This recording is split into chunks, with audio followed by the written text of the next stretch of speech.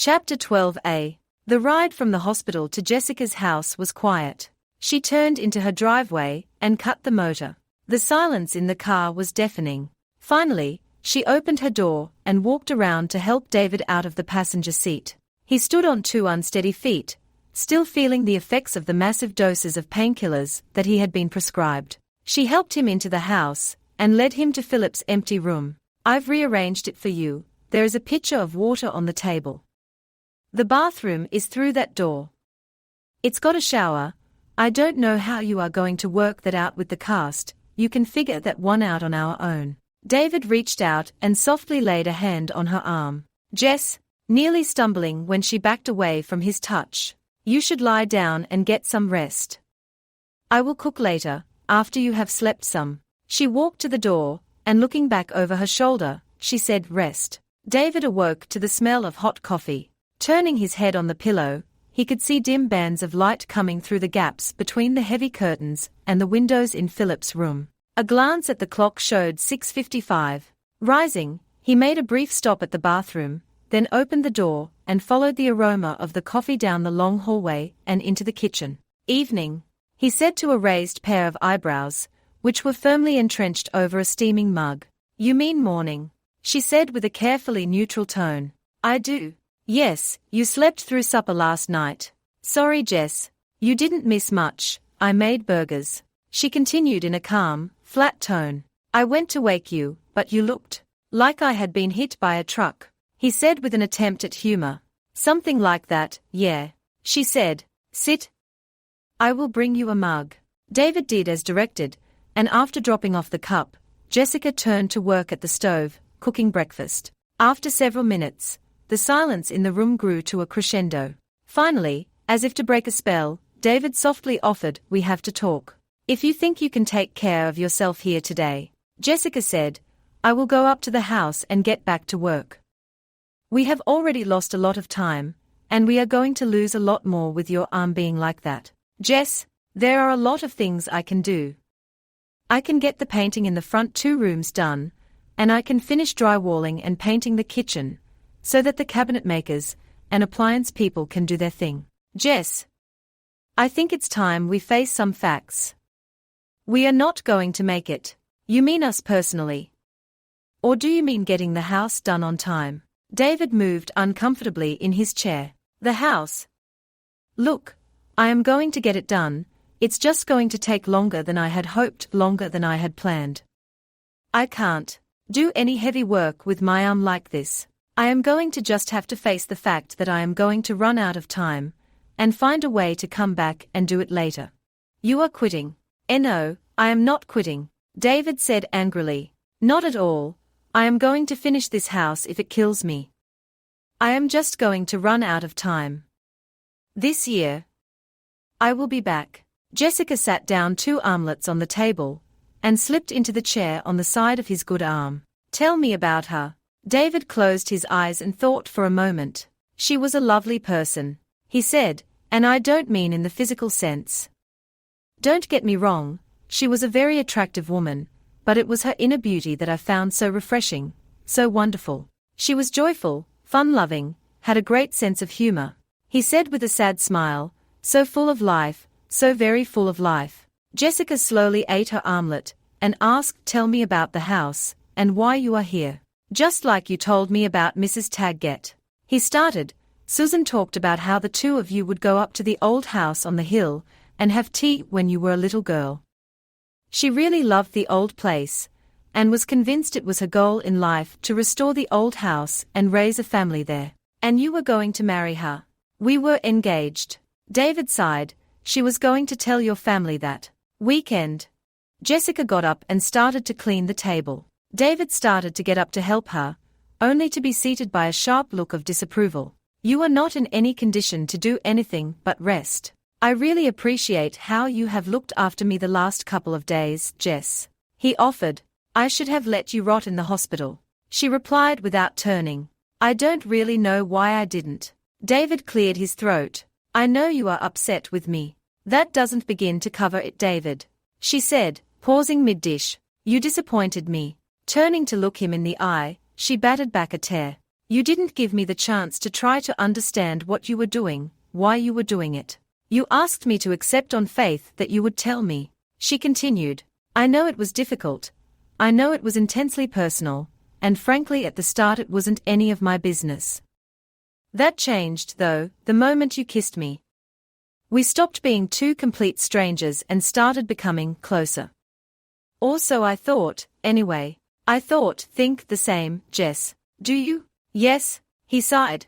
I have felt more alive during the last month than I have since the accident. I know that we have something between us, Jess, and you know it too. Something special like this doesn't come along every day, and I want to do whatever I can to try to repair any damage that I have done to our relationship. I just don't know, David.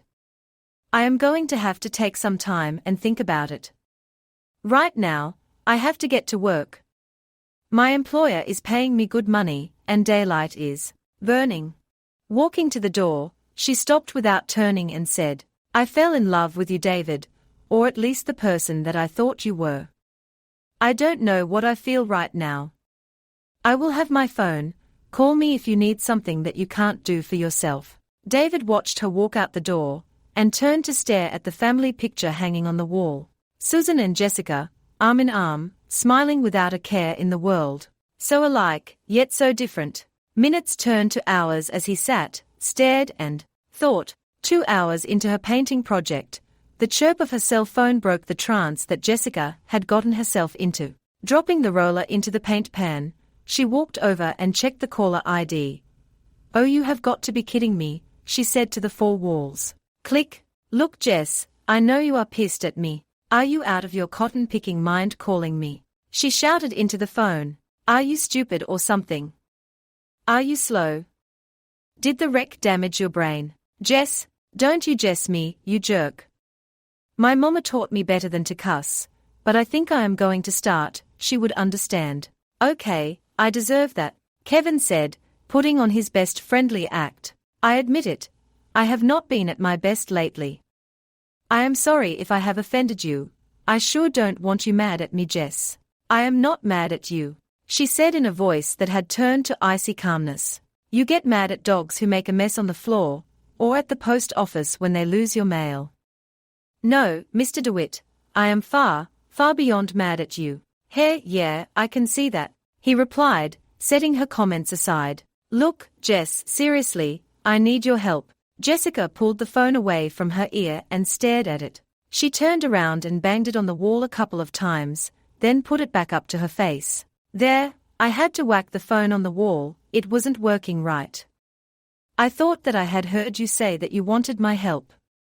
There is no way it could have said that, because not even you would be stupid enough to ask for my help after what you have done. There was a long pause, and Jessica could hear the sound of Kevin's breathing. You see, he started again, what with the accident and all, I need your help at the paper.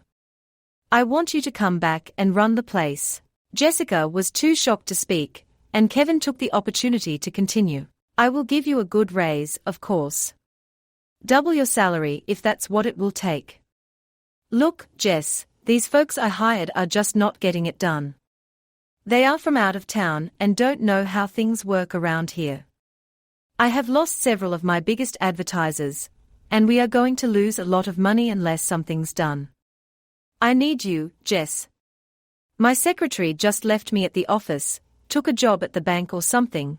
I am really in a tight spot here. I can't believe you tried to murder David, she said abruptly. I didn't try to murder anybody, he snapped, suddenly flying into a rage. He was on the road where he shouldn't have been. I have been thinking about suing him for causing me to wreck my new vehicle. Goodbye, Kevin, and don't ever call me again, or come near me again. If you do, I will get a restraining order against you. Why, you dumb? Click. Jessica looked up towards the sky, and let out a long, intense string of profanity that would have made even the most hardened sailor proud. Sorry, Mama, I had to. I know you understand.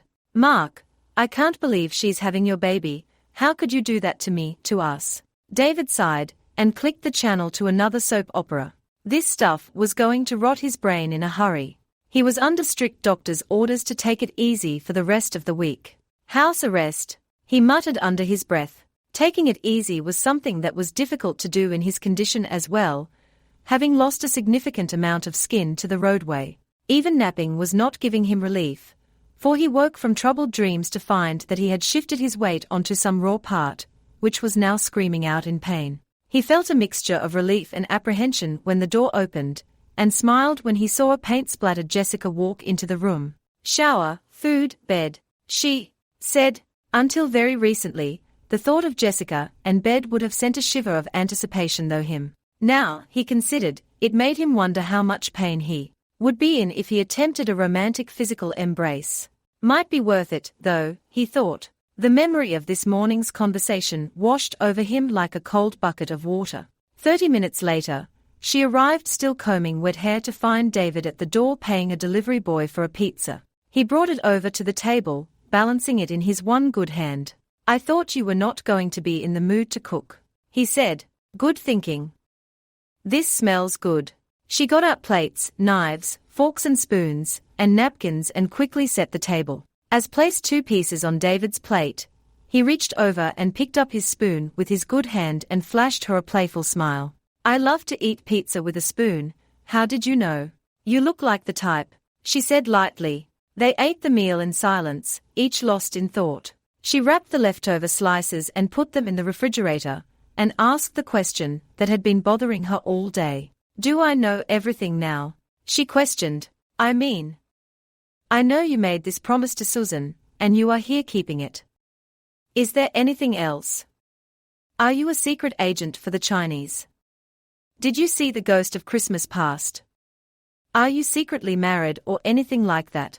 David studied her face and nodded. "There is something else." "Well," David cleared his throat, thought for a moment and started. "Well, you see, there was another member of your family that was killed in the accident too."